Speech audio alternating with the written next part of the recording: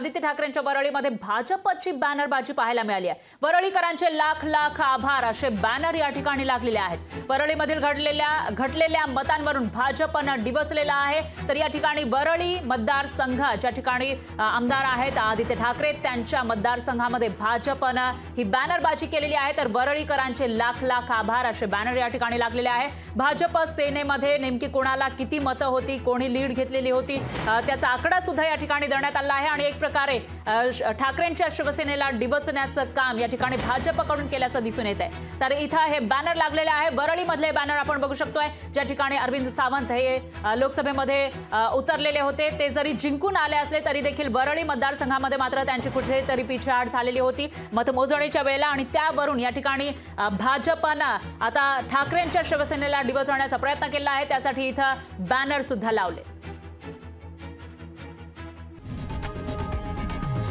लोकशाही मराठी ऐका, पहा, जागरूक रहा।